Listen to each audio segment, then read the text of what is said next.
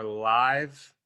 Welcome back to our Trilogue series. I'm Kevin Orris, here with Cattle Lass, Daniel Dick. We're going to be discussing the new series on our chapters from our book, Sex, Masculinity, God, the Trilogues.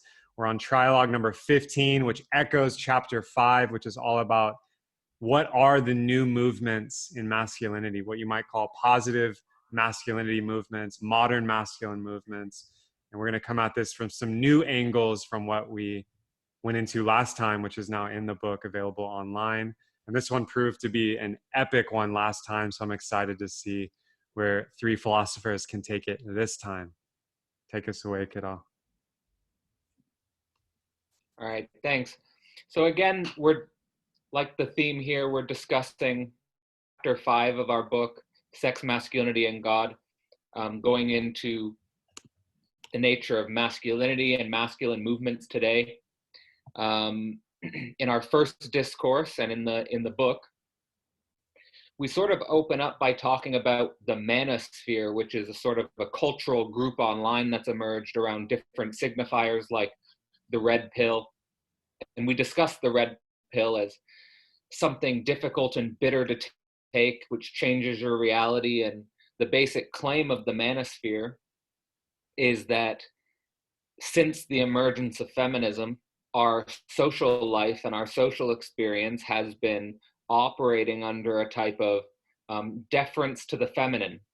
And of course, that might have been necessary, in the 60s and 70s and 80s, the emergence of new femininity, as we've talked about in previous podcasts. There's an enormous positivity that's come from the feminist movement and women being able to redefine their identities, women being able to break, in some sense, become more androgynous and break from the confines of what their identity was in the past. But at the same time, there's this sense that there's a need for now masculinity to undergo through that same process. And as a consequence of that, online anyway, there has been this drive for new masculine movements and to rediscover what that's about. I think in our discussions, we talked about how a new masculinity, definitely has to decouple from any notions of feminine deference, deference to what women want. And we need to have men that are capable of really being aligned with what it means to be a man today from man's perspective, not necessarily built in relationship to what the woman wants, but in relationship to new forms of brotherhood, new forms of community. And at the same time, we recognize that these new forms of brotherhood, these new forms of community can sometimes go in potentially a toxic direction, with the sense of, could be emphasis on pickup artistry, could be an emphasis on certain types of toxic drugs, could be drug and alcohol culture, could be just bar culture, where there's really a void of deep, meaningful connection between men. And at the same time, we discussed how, in fact, historically, where men got brotherhood and where we built community was in religion.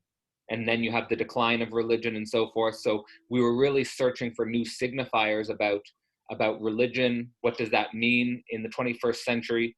Sort of thinking about rediscovering that. How I want to take this discussion on masculinity is a little bit different. So like, if in the first discussion we were talking about breaking from female deference, what I want to talk about here is how a new masculine movement would cultivate really a different relationship to femininity, which is not coming from the perspective of submission to the feminine, which is not coming from a perspective of a type of negative emotion towards the feminine, like we're victims of the feminine or something like that, but really to sort of come up with a new ethic of how masculinity can be strong and coherent in itself, while at the same time cultivating not a perfect symmetrical relationship with the feminine, but a way for the feminine, to maximize its potential, while at the same time remaining true to our potential. So in that light, I'd like to introduce again quotes from Zizek, which I hope are provocative, and really opening up a new conversation here. So here's the quote: "The masculine subject prevents the feminine subject from becoming fully itself, but the reverse is not true. The masculine sex is in itself one, and the feminine in itself is the other sex, as Simone de Beauvoir put it. Femininity is not another identity, a counterposition to the masculine position, but rather its impossible supplement," end quote.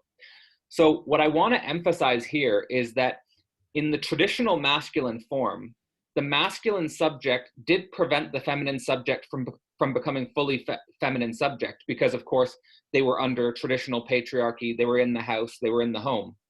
But it wasn't the reverse position, meaning the feminine didn't prevent the masculine from becoming fully itself.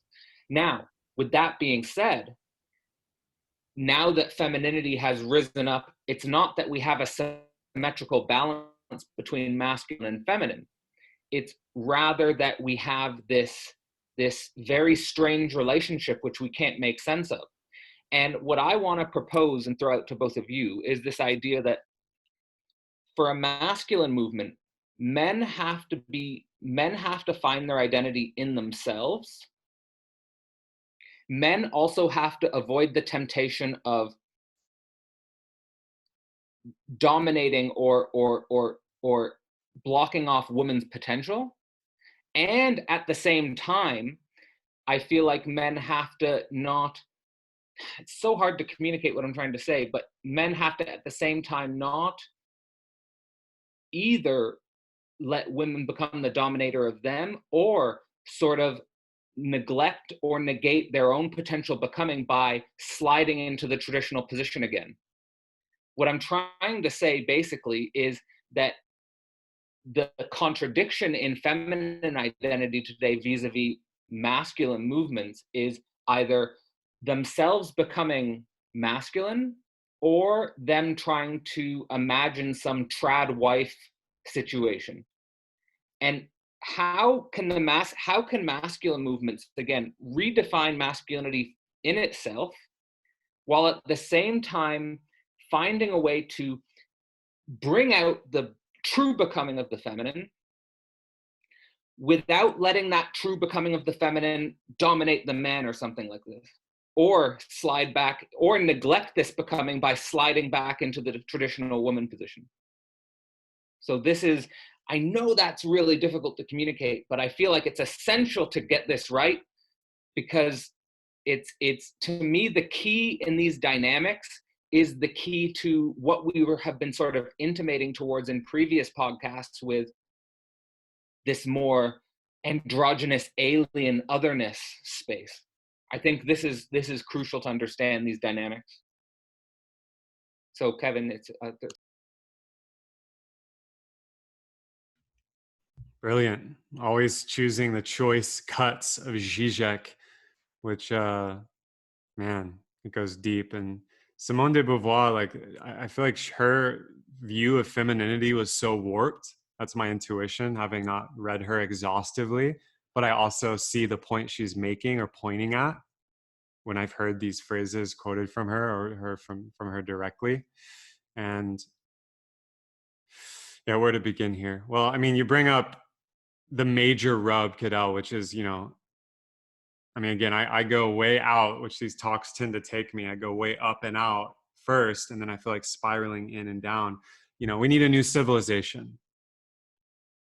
We need a new civilization because the gender dynamics have been so skewed and fucked in modern history that, yeah, patriarchal domination, rape culture, war culture, these are not good things. And that's why, the natural antibody in its extreme form, unabashed and messy in its approach, but it's natural, is the feminist movement, and it's multiple waves. I think we're in fourth wave feminism now.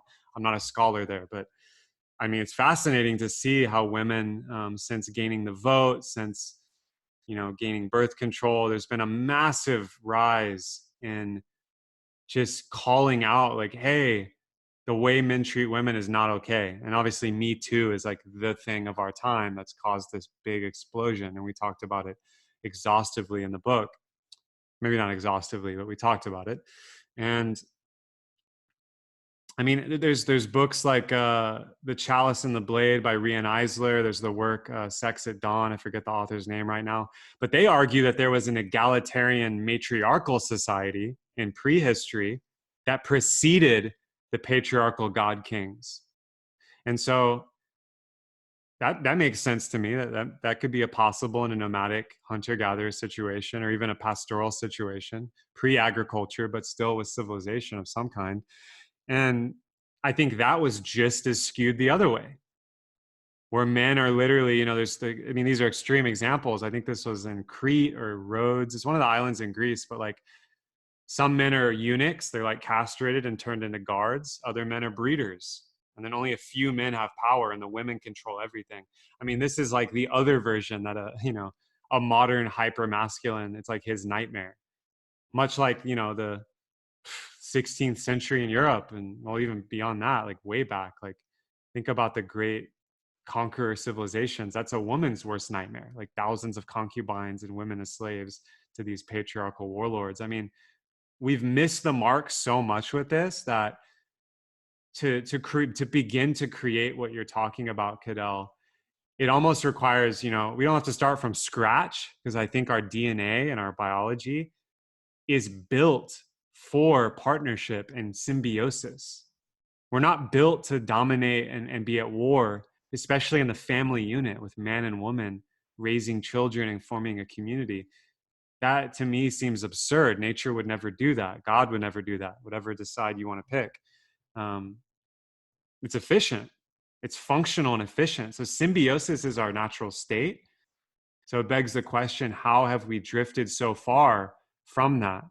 And why is it that men feel like they need to submit? I mean, I felt this in my past. Like, okay, if I want to be with a woman, if I want to be a good man, a white knight, I'll defer to the feminine, right? And we went into that last time around deference to the feminine, being a nice guy, doing this to gain affection from the feminine. A lot of this starting with the mother relationship. And that doesn't work either. And that's why a lot of men are bouncing out of that into these more radicalized movements. And in the same way, if you choose the cookie cutter masculine that we're handed down from our fathers and were handed to them by their fathers, that obviously didn't work either. Lack of presence, low emotional intelligence, and sometimes outright abuse or dominance. So again, like the middle path, what is it? It seems to me, before I'll pass to you, Daniel, it seems to me radical sovereignty, and a word that we've used in our circles is inter-sovereignty, radical inter-sovereignty. So two sovereign beings that have well-defined boundaries, needs, wants, desires, and they're individuated. And then they come into radical communication that might be full of conflict, but it's navigated in such a way that sovereignty is maintained. So we don't form the codependencies of woman dependent on man or submissive and locked out of her potential, which I think was a great point, Cadell. We want both masculine and feminine to manifest their full potential. And historically, for whatever reason, the feminine, I think, has been blocked from their potential maybe more. Although I would argue that even the men that are conquering the world and, have all these women, their potential isn't being realized either, because crucial aspects of their sensitivity, their affinity for fatherhood and stewardship of nature and the earth is cut off to hyper actualize these aggressive traits. So I think neither has manifested while one suppresses the other. But I'll leave it there for you, Daniel.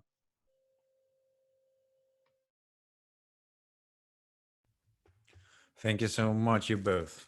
I love radical sovereignty, internal sovereignty. I love that, because what I can see is that it is a struggle of power on one hand. If we talk about man, femininity, masculinity, and do we have dominance? Do we have patriarchy? Do we have matriarchy? These are all the vertical lines of power. Who is above whom, you know, and who is below whom. And if we see it from this traditional perspective, also as Zizek puts it, what came to my mind immediately is this metaphor of the sun and the moon. You know, very often you refer to the sun as to the man, and to the moon as to the woman. And I can see this metaphor very much into what Zizek said, that the masculine is the one, and the feminine is the other. It is like the reflection of the light that comes from the sun. And with femininity, this notion has been like um, totally wrapped up. You know, it has been it's changed because woman power also took in a form place where they defined themselves, especially from the 60s and the 70s, where we have feminism rising and smash patriarchy. So I see that for this tension to create, I don't know if we can have like two suns around one planet, you know, because there are planets that have actually two suns or they have more moons. We have, but these are kind of very alien beings and they're not humans because we didn't find them yet. But if there is something like a moon or a sun that convolute somehow in this in this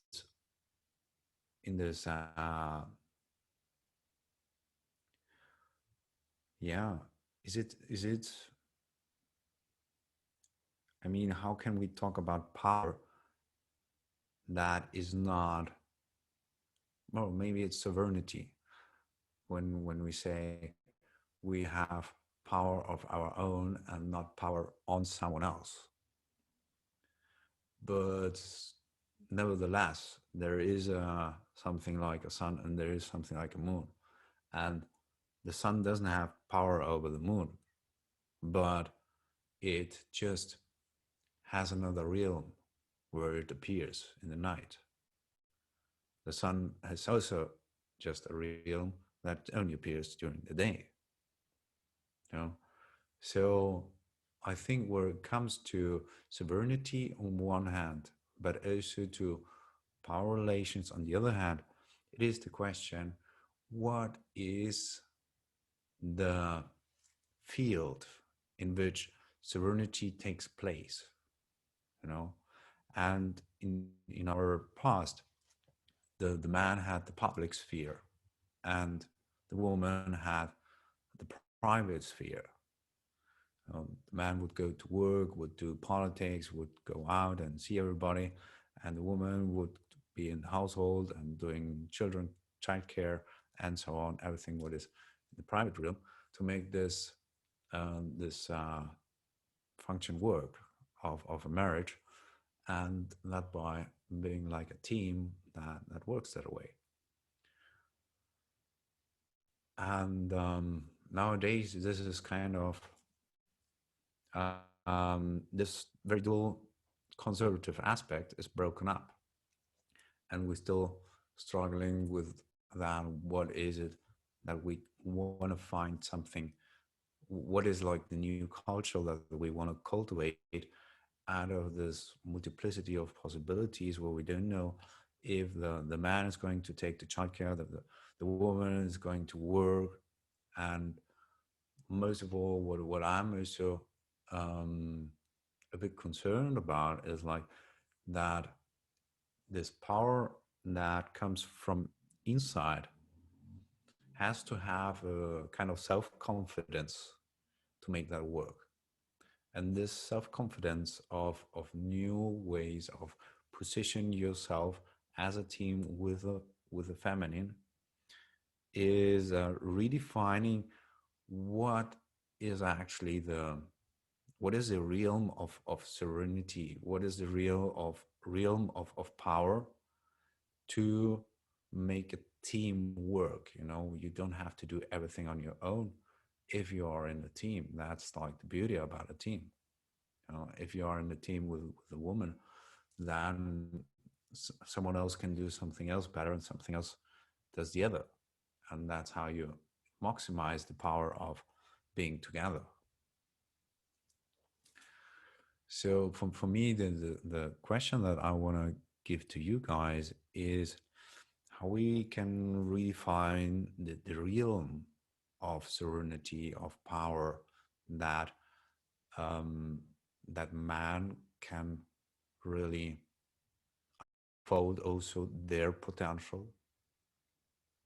Can we define it even on a broad scale of man, or do we have to really go into the singularity and define it by everyone and by every couple, or is there is even that a way that we can find a culture that is highly individualized by the definitions of their realms? Uh, these are my thoughts so far. Okay. So what's crucial to me with the masculine movement is that it is ultimately this force that's emerged because there's a feeling within men that we had a power that we lost or something like that. So it is about cultivating sovereignty.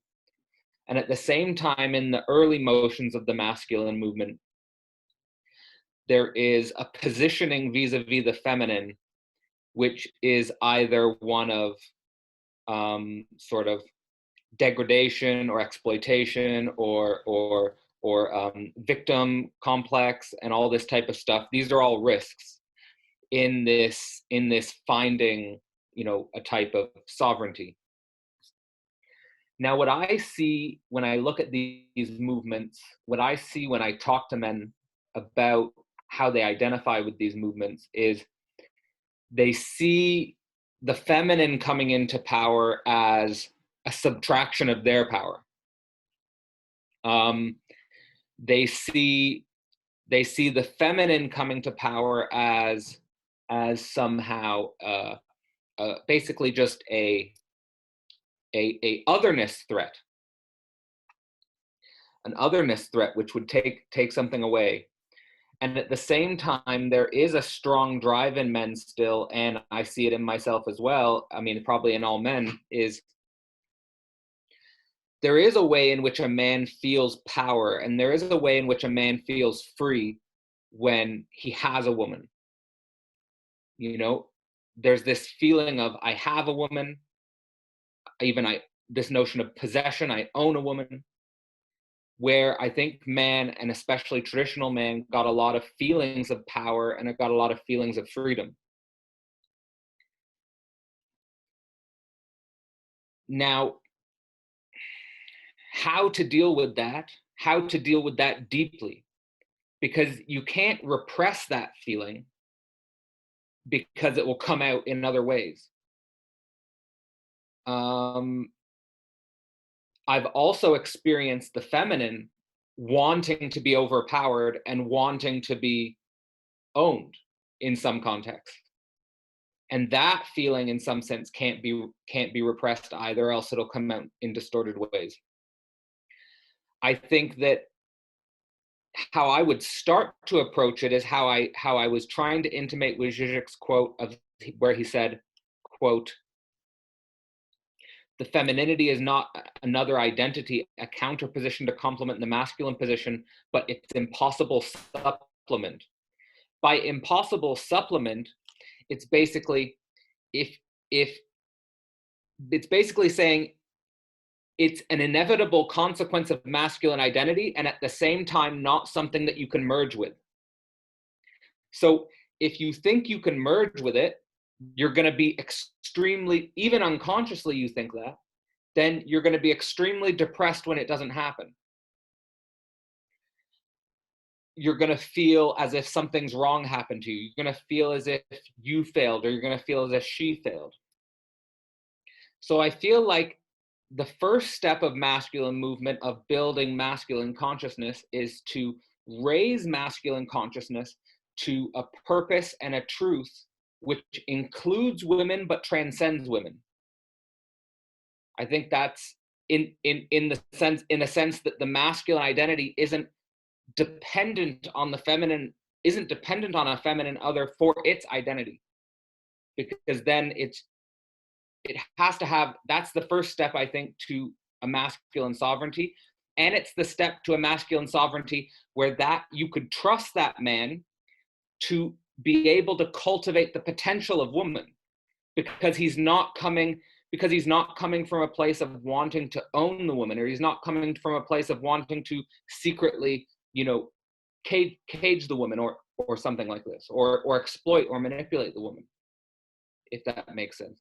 So from that position, I want to bring up I think a great metaphor that Daniel brought up, which was the moon and the sun, which does capture this this impossibility well, I think, because they're in different realms. Like the sun can't have the moon. The moon has its own realm, it has its own time, it has its own space. And I think that this is a lost art. So before I pass it to Kevin, I just want to say that there are these two realms, the one, the sun, and the other, the moon, where I feel like the lost art is the gap, meaning that when a woman and a man do form a team, the crucial thing is to know that your team is two different realms inherently, and they can never be one realm. And the gap between the two realms is the most powerful force. You don't want to close up that difference. You don't want to close it up. Those two realms are good, meaning I feel like a good model for masculine movements is to teach men how to build relationships with women where the gap is maintained. And that means that you're fully in your sovereignty, so you don't feel you need to close the gap. And that you actually, like, for example, you're in a relationship, but I don't see you for 2 weeks. Maybe we have it meta scheduled that we don't see each other or talk to each other for 2 weeks, and then we come together. But you need that. So I think that the crucial dimension of before I pass to you, Kevin, the crucial dimension of masculine movements is raising masculine consciousness while it's going through this sexuation process, to recognize its own sovereignty in, yes, your identity naturally longs for the feminine, but merging with the feminine is an impossibility that you should see as a positive feature. And I think in that state of consciousness, there is the potential for radical otherness. So I'll give that to you, Kevin. Yeah, brilliant. I love where you took this, Cadell. And yeah, this is the sad state of the modern Western culture. And I think I went into a rant, I forget which chapter, but I'll do the mini version here. And it's very simple. It's been a big piece of my life and my work and seeking this stuff out. It's the rite of passage. It's the male initiation, which the crucial aspect of male initiation is creating an adult male personality, which means separating from the childlike male personality, the boy, and separating with the mother in a clean way that is final and invites sovereignty into the man's life. So he can become part of the culture as an actor and play a role. So he can become his own father, leader, king, emperor, etc. And so what you're describing, Cadell, which I've lived through it, codependent relationships, clinging, projection, etc.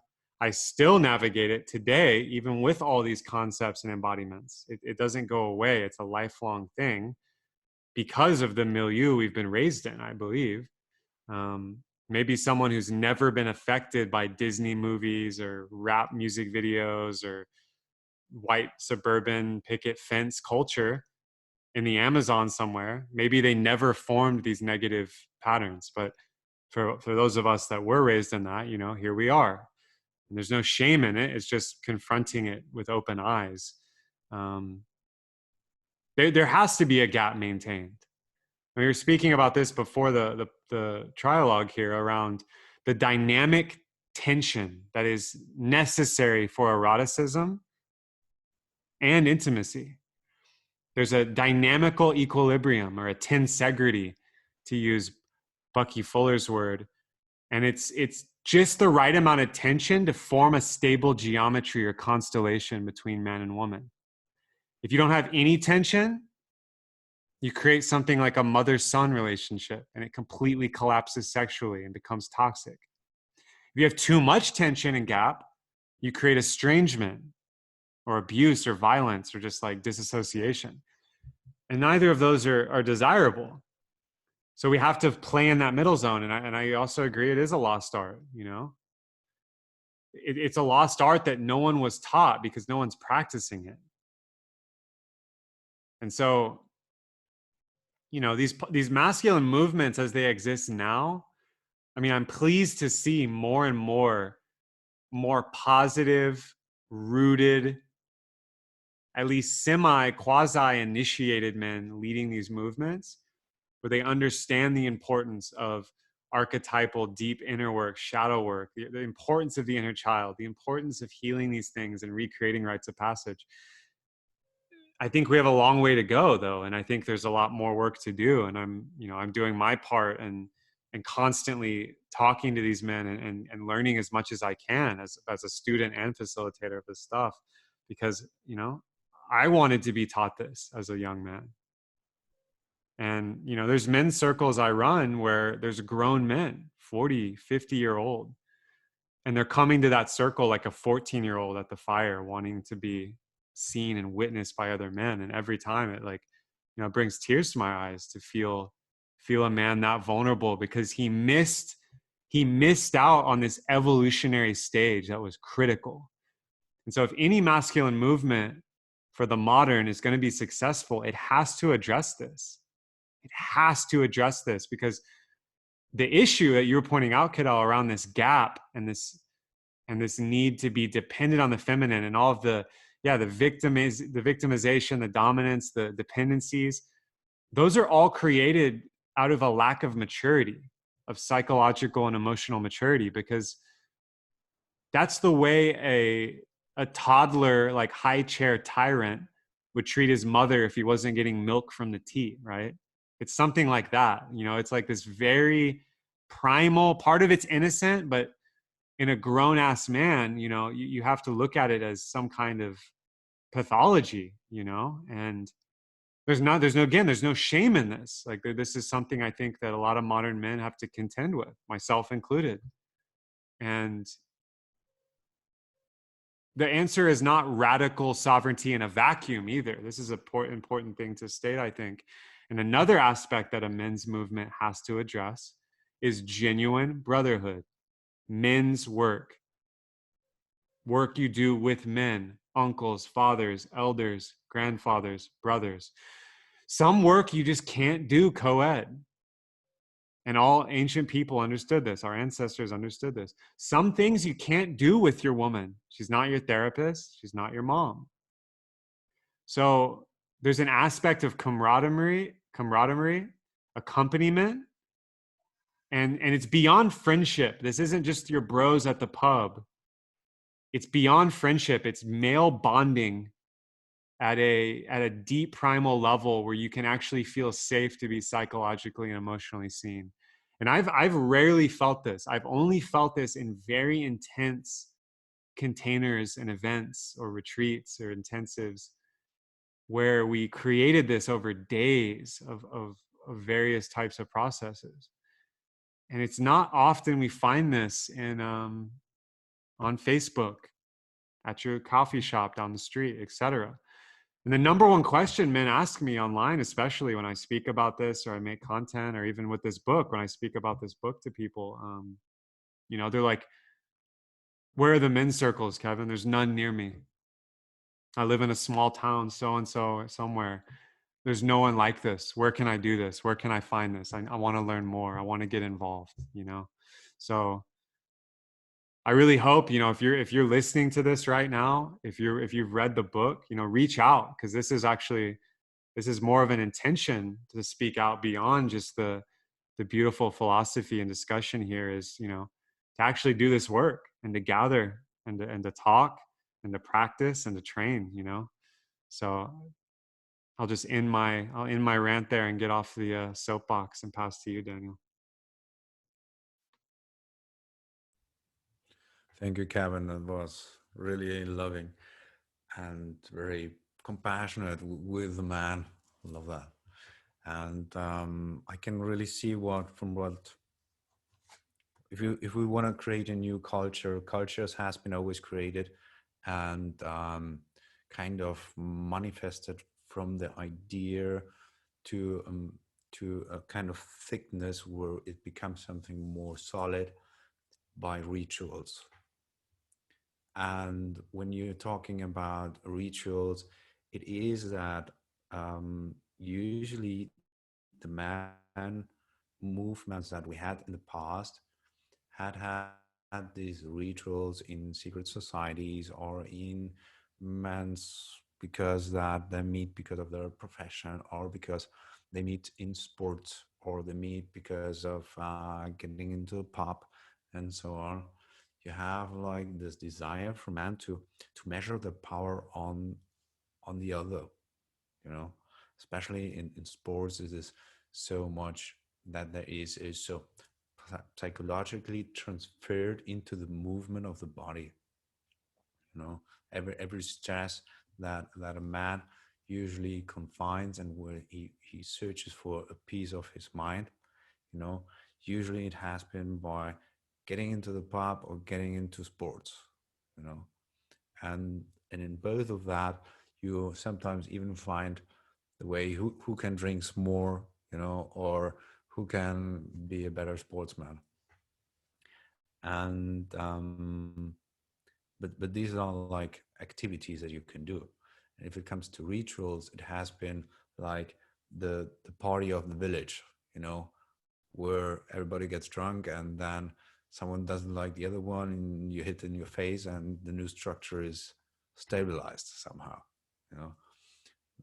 Or if it comes to other rituals where, I mean, in the countryside in Germany, it is very often that the sports clubs are the ones that organizes the beer parties, you know, the beer fest, the Oktoberfest, and so on. So it goes hand in hand. But having the possibility to find a new culture that tries to, on one hand, keep the gap, but also be a supplement. How did it say? The impossible supplement, how Zizek said it, um, to a new culture that arises now in feminism. I see very much what you're doing, Kevin, as very crucial. And for me, that the question in here comes very much into let's say, how how do we really can, on one hand, I believe we have to close the gap and we have to keep the gap, you know. But what we can do as man for man is keep the gap and enhance and also provoke the sovereignty among man, to cut the cords to from the mom or the dad issues, you know. I think it is very crucial to become the man, you know, not anymore a young boy, but a man. And what is it, what a man is, and here comes back to the son, or to the man that's actually the one, um as as Zizek said, it is someone who knows who he is. Like there's this notion a man has to do what a man has to do, you know. So he has like this self-confidence of that's what I have to do, you know, and giving man the possibility to get into the space where he can redefine his, or where he can really find his power and his free will to say that is what I want. I see it very much complementary to the love that usually comes into existence when someone is there for someone else, you know. And usually you, or traditionally you have found this to be there for someone else in the woman's, and patriarchy was the one that said that's where we go.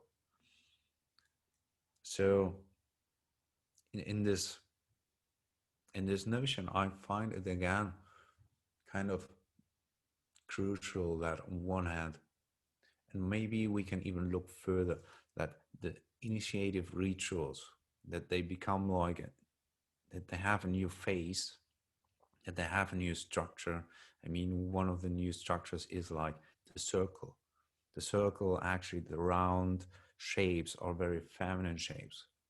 Usually, men have been strong in keeping silence, you know, but talking to each other and being vulnerable and not hard and strong, you know, is already kind of embodying also the traditionally feminine side. That is already a new culture. And somehow um, there is the need to keep also the traditional way of, okay, let's fight and see who is stronger, you know.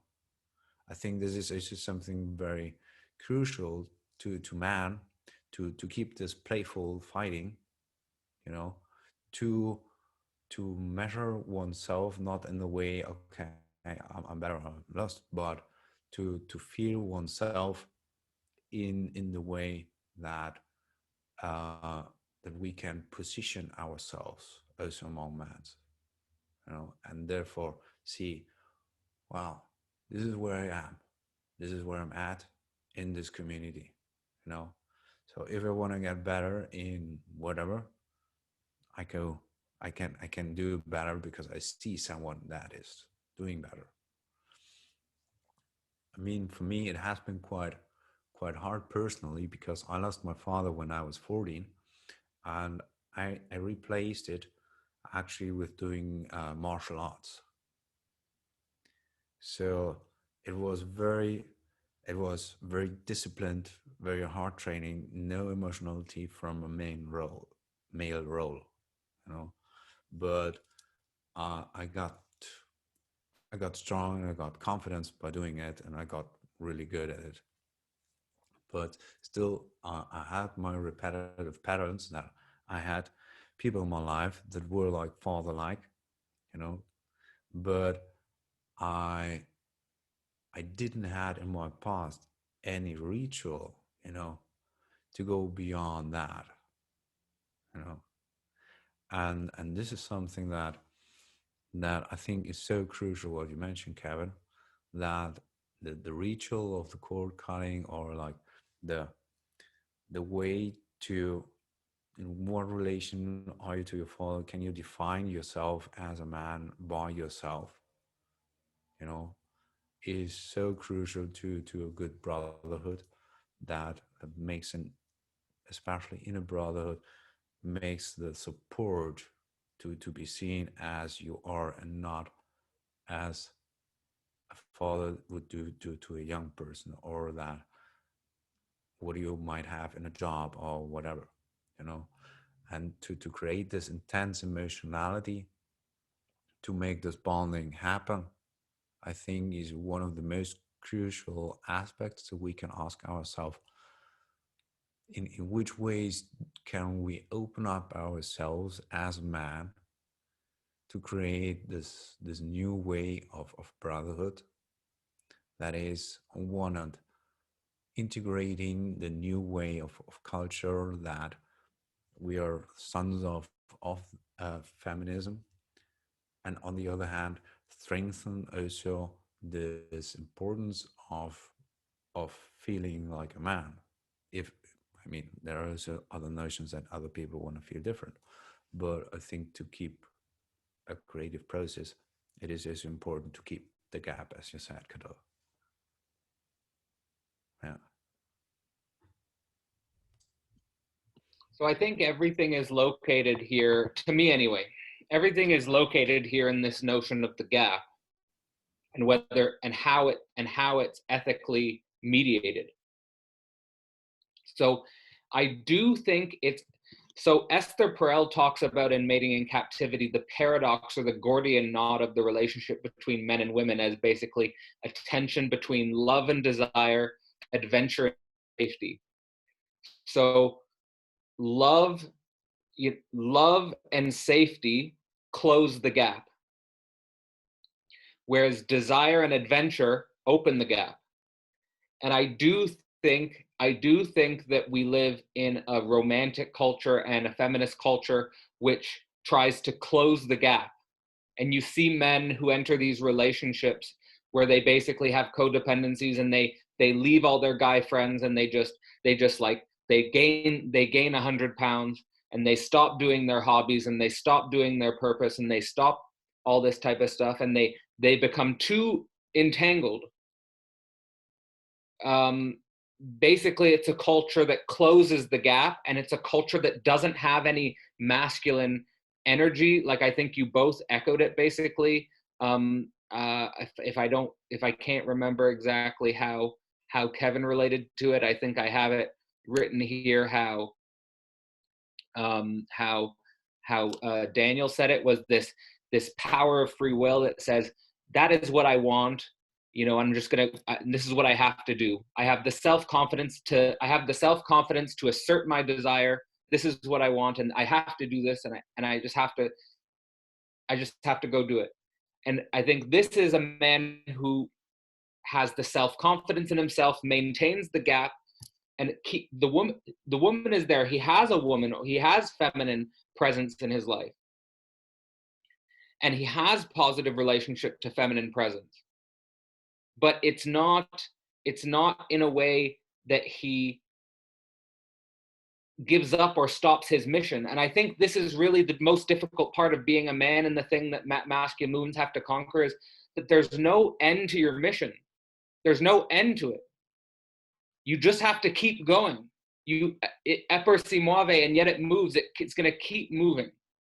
It's going to keep moving, and it's only dependent on you to keep moving. And I think that in that sense, the new brotherhood has to be between men who recognize that and are going to that next level, and who can share the adventure of that beyond the going to the pub, or going to whatever, like the typical sort of things. Like you'll see guys in their like I'm in London, you'll see guys at the pub with huge beer bellies, at the pub with their drink, and that's just how they're gonna die. This is brotherhood, but it's in a degraded state. So to me, it's like Daniel also alluded to, the circle and the circle sharing. It's okay. It is a feminine shape, though. I think that the coming together in the sharing circle, it's necessary for men also to do this, to come together in the sharing circle and to be vulnerable and open up.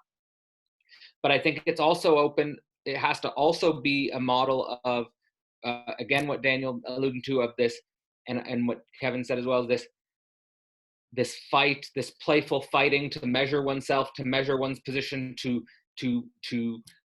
have a sense of, I can do better, I can improve, and that there's a competition in some sense. That there is in some sense a value hierarchy. that that that that means something, you know, and I just think all of this has been lost, you know, but at the same time, it has to reemerge, you know, and it will naturally reemerge. It has to naturally reemerge, you know, just because that's the nature of what this energy is, it seems. So I guess for me, what I'll say before I throw it back to you guys to wrap up what you think about masculine movements is that, at least in my mind, yes, okay, the red pills identified that our culture's become female deference culture. Yes, there are brotherhoods emerging which are based around um, you know, simple and ultimately unfulfilling things like the pickup artistry or like other things of this nature. But a new masculinity, it doesn't have to be like religion of the past, but it has to be a masculinity which raises a man's consciousness to a purpose beyond himself, and which even transcends his identification with the woman. And that basically means once the consciousness has done that, it means that consciousness is capable of forming brotherhood with other male consciousness that can do that, and also that can maintain the gap. And it's not to say that you can't close the gap and love and feel safe and stuff, but it doesn't take away from your mission, which is your purpose, and which requires the gap, and which requires you to be in touch deeply with your desire and to own your desire, and to do the masculine thing, which is to say, I have to do this. This is just what I have to do. I have to do it. And it's just coming from me. It doesn't come from any other to tell me that. So that's it. That's all I have to say, is just, to me, the masculine drive has the purpose which includes but transcends the feminine and maintains the gap, and can co-power share with other men who are also capable of doing that. Not the men at the bar with the pub with the big beer belly, but the men who are iron sharpening iron, which are men who are capable of you know, wrestling for the co-betterment of all the men in that position. Sorry, one more. This to me is what we're doing here is that it's an intellectual wrestling match, but it's not. We're not like, oh, I win, you lose. But at the same time, it's like, oh, Kevin said this, I'm gonna say this, or Daniel stepped up his game, I'm gonna, you know, we are doing that. You know, we are doing that. You know, and at the same time, we are maintaining our gaps and so forth. So I think this is also an embodied performance of this. I would agree. Well, this is part of, you know, having new discussions. How many men are talking about this issue right now on the planet? Probably less than 10,000. I don't know. I just made that up, but it's in dire need that we have these types of discussions. I mean, it feels like a good estimate. It's probably a generous estimate in this way. Yeah, I mean, there's something in that guy at the pub, right, with the beer belly. He has settled and ossified into an older model, and he's accepted it fully. And so, thank you, sir, for your service. But, you know, we not only can we not accept it, we have to remake it and compost it for our children and the next 7 generations. That's how I'm looking at it. I'm aiming to be a good ancestor. And if I'm going to be a good ancestor, I need to be a good man, because men are the ones who go out and hunt and protect and provide. And that's just how it is, you know? And women support that while they rise into their beauty and radiance and power as a woman in symbiosis. And so the only way to do that, I mean, you've pretty much said it all, Cadell, is like, yeah, we need to be masculine. We need to be directed. We need to have orientation towards purpose and betterment of our community and ourselves. And it's an inside job, you know? No one can give that to you. Not the army general that conscripts you, not the corporate boss that gives you sales commission, not your priest who absolves your sins, not mommy, not daddy, not Donald Trump or some politician. You have to do it yourself. This is why all the ordeals are so intense. You know, if you're an indigenous in North America, you go sit in the desert for 3 days with just water, or maybe no food and water, and wait for a vision to like come to terms with God or spirit, you know? Or you sit and drink plant medicine for 7 days straight so you can hang with the elders and actually be like, okay, I've been to hell, I've been to the underworld. I have a notion of what life and death means. Now I have a notion of my purpose here. I have a notion that life is worth living in an oriented direction as a man, and I'm driven to live into that, you know?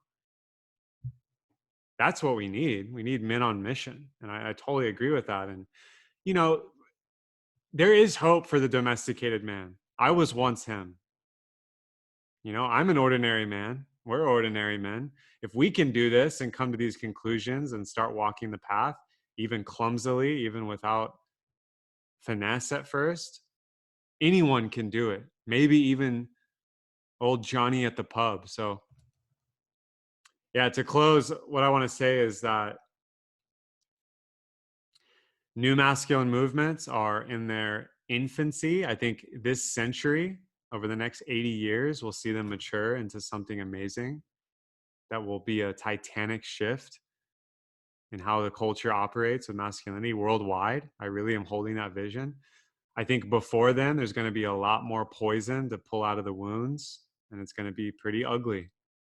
And it's going to be real ugly in our leadership who is entrenched in the old models, because the youth and their sons, the old guard who's running the world right now, these old boys in the secret societies, their sons and their grandsons aren't having it. They're drinking medicine. They're cleaning up their act. They're studying the same things we are.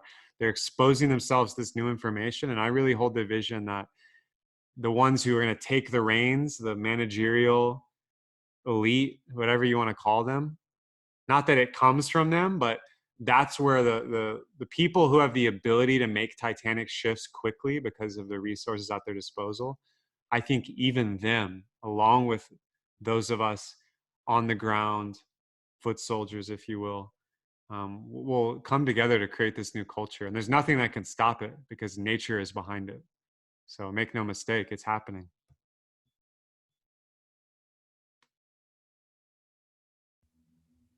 Yeah, wonderful. I just can't continue talking like this because what I can see as a new culture is for man, in difference to what we had in patriarchy and where we can support to each other, is actually two things. On one hand, the big difference is that we can allow ourselves to be vulnerable and to be emotional and express it to each other, to be able to move through traumas, move through initiations, and move through higher purpose. You know, that is not blended by the traumas or what our fathers had done to us, you know.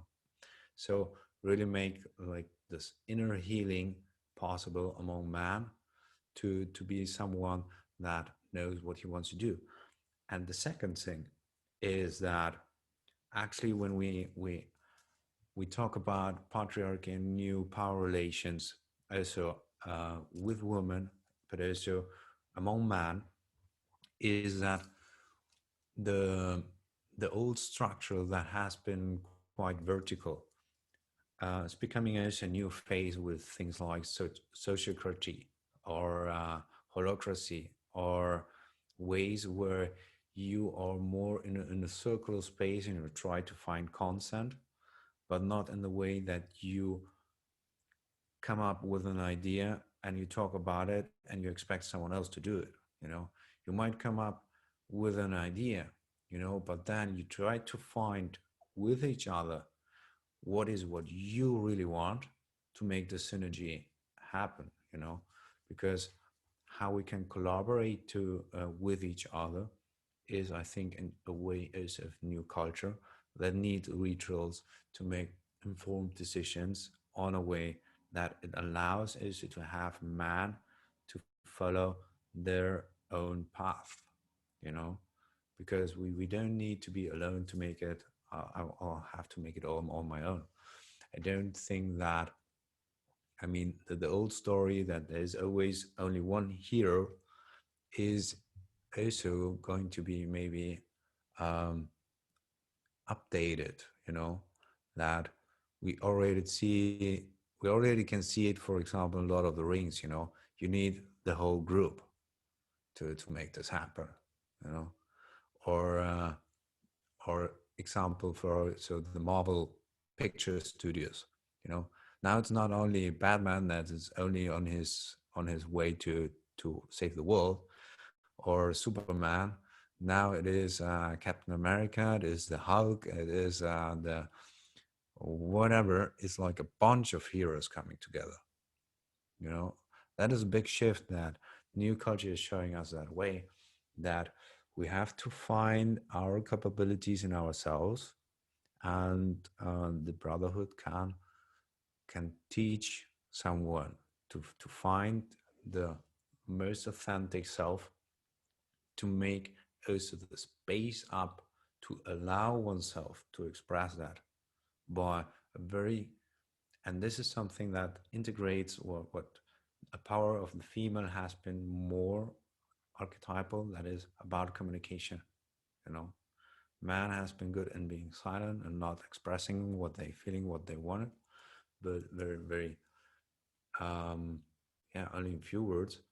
And the way that and the content in which the man can support to each other right now is foster, I think, this new culture to be vulnerable, healing internally, and then also find meaningful collaboration by finding out what is your authentic purpose on your mission on this earth. Yeah. Create really strong network of collaborative communication. Yeah, that would smash patriarchy and find a new culture.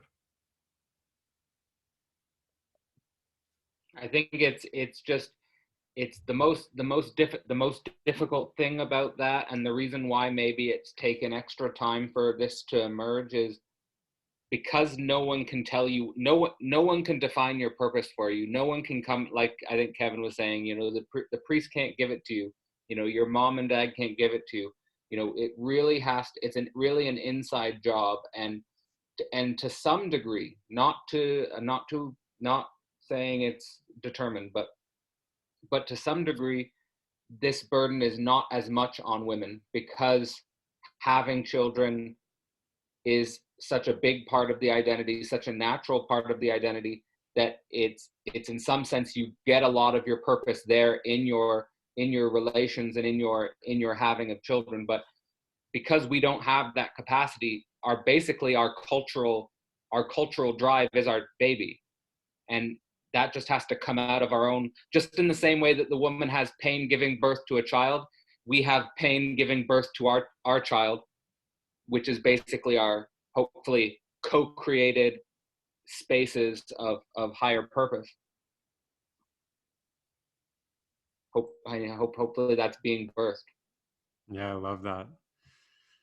Well, I think this is a good stopping point. Once again, we went above and beyond into some of these deep issues around the gap between the masculine and feminine, why it's actually good, but also ways we can relate to it that doesn't create more alienation on the planet and creates more collaboration, community, and healing. And yeah, I want to thank you, gentlemen, once again. This has been an incredible trialogue. This is number 15. If you like what we're going into here, I would invite you to go to sexmasculinitygod.com.